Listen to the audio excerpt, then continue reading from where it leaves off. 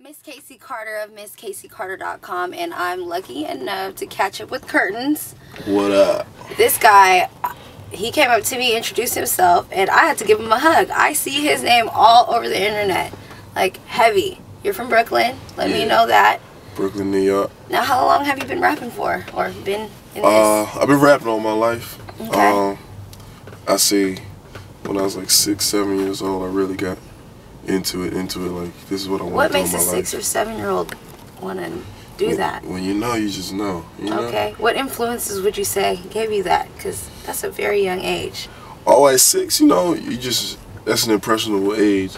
And I was always a young, creative kid. I was always like into the arts and painting. I always had like a weird imagination. You know, I just absorbed everything and I absorbed everything around me. And, you know, LL Cool J kind of sparked that drive in me, and I just thought he was the coolest thing walking on planet Earth. Okay. So, you know, at 6 years old, you just mimic what you see going on until you grow into your own and you develop your own style. Okay. So let's talk about the mixtape that you just dropped, Killer.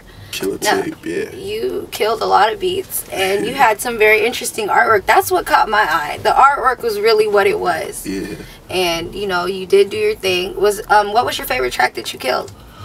My favorite track might have been the Adele song, Rolling in the Deep. And that or the Kid Cudi, These Worries. Because they was real honest and real personal records. Since you've done the tape, have you met anybody that you killed their beat? cee-lo was really a big fan of the Bodies. Okay. Pharell, he got behind the God Bless. You know, he posted it on his blog, on the BBC blog. That's respect. I got word from a couple other people, but I never heard it strictly from them, so I don't want. Grapevine. Yeah, I don't know if it was fact or not, but definitely Pharrell and cee-lo, they show love. All right, now where I saw your saw you heavy was like on Nahright and 2dopeboyz and you know, those kind of blogs. Yeah. Also, I post my stuff on there with my interviews and stuff. What I want to know is, how the hell do you deal with all the haters and those kind of comments? Because to me, I really don't care. You know, they're on the internet. Yeah. They ain't doing shit. They're talking about you. Yeah. But how do you deal with that? Because it's like, it's personal. It never gets personal. Nah, I mean, I went to school in New York City.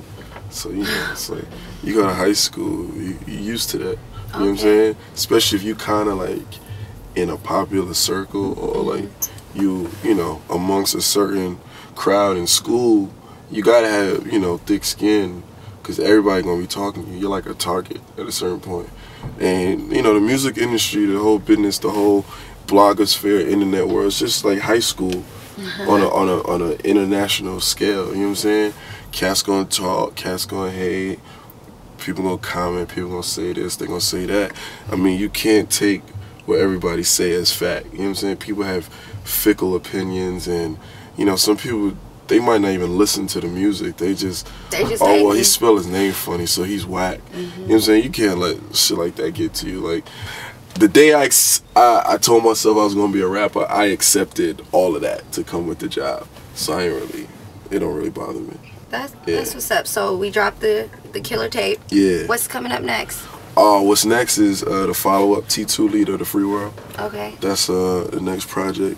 Right now we on tour, so as soon as I get off tour, I'm gonna go back to working on that. I started it, and you know, just I'm gonna lock in for like a month or so, like I did with the Killer tape, and just get everything out of me that's been, you know, going on in my world over the past few months since Killer tape dropped. And after that album, A Beautiful Mind album, I want to do it in August. That's my dream, to put out an album on my birthday.